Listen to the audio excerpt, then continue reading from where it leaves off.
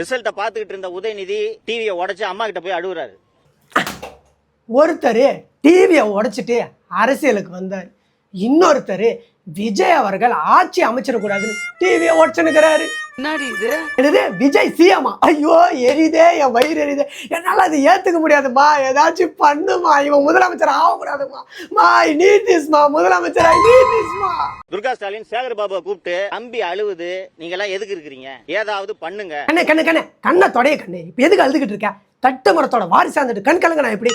பாபு தம்பி வர ரொம்ப ஃபீல் பண்றான், இந்த விஜய் வர ஆட்சி அமைச்சிடக்கூடாது, அதுக்கு ஏதாச்சும் சீக்கிரம் பண்ணு. சேகர் பாபு இதர திமுக எம்எல்ஏக்களிடம் பேசி வேலு, அனிதா ராதாகிருஷ்ணன் போன்றோர் எடப்பாடி பழனிசாமியை தொடர்பு கொள்கிறார்கள். இப்போது சபரீசனுடைய போனில் மு.க. ஸ்டாலின் வந்து பேசுகிறார். இங்க பாரு எடப்பாடி, எங்களுக்கு ஆட்சியிலே பங்கு வேணாம், அதிகாரத்திலே பங்கு வேணாம், நாங்க ஆட்டிய போடுற வேலை மட்டும் பார்த்து நீ அதை கண்டுக்க கூடாது, சரியா?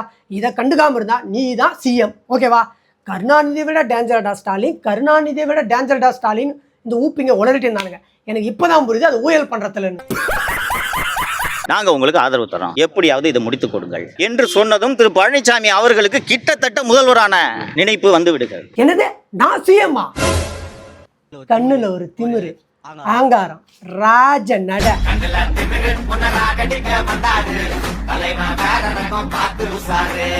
இந்த சூழலில் தான் மார்க்சிஸ்ட் கம்யூனிஸ்ட் கட்சி திமுக ஆதரவில் அதிமுக ஆட்சி அமைத்தால் நாங்கள் அதை எதிர்ப்போம்.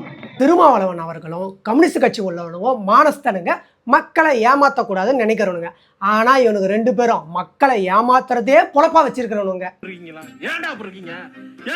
தோழர் தொல் திருமாவளவனை முதல்வராக்கலாம் என்று சொன்னால் திருமாவளவனை முதல்வராக்கிட்டு நான் எப்படி என் தொகுதிக்கு போறது என்று சில எம்எல்ஏக்கள் எதிர்ப்பு தெரிவிக்கிறார்கள். எப்படி எதிர்ப்பு தெரிவிக்காம இருப்பாங்க?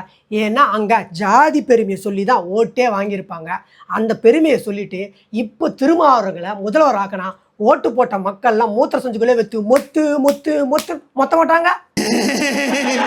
பாட்டாளி மக்கள் கட்சியின் ஆதரவையும் கோருவோம் என்று அதிமுகவின் ஒரு மூத்த தலைவர் அன்புமணியிடம் பேசுகிறார். என்னது திருமாவளவன் சிஎம்மா?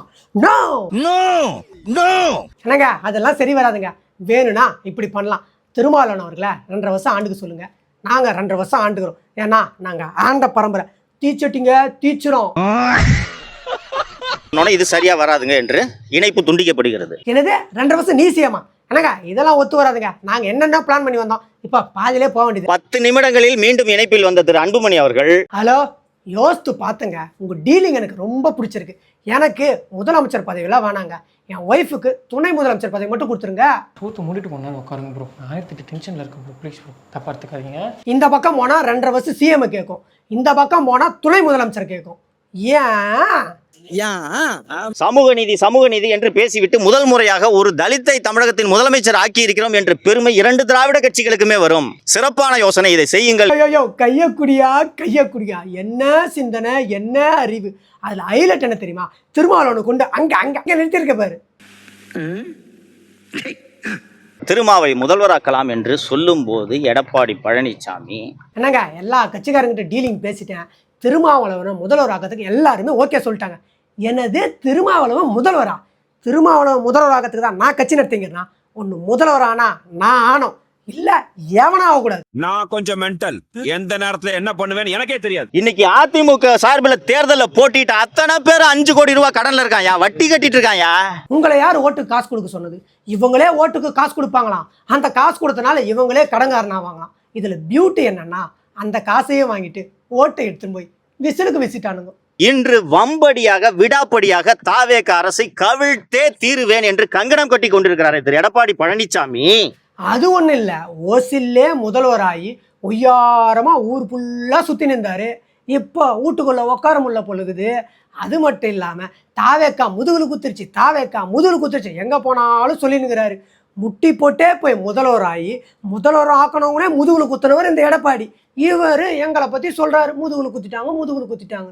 3 வருஷம் ஆன ஒரு கட்சி 108 சீட்ல ஜெயிச்சிருக்காங்க. டிவிக்கே 108 சீட்ல ஜெயிச்சு இந்த 2 கட்சியை 108ல ஏத்திட்டானுங்க. என்ன பண்றது, பிரார்த்தம் இல்லை. எப்படியும் இந்த டிசீஸை கியூர் பண்ண முடியாது, கடைசி ஸ்டேஜ் வேற.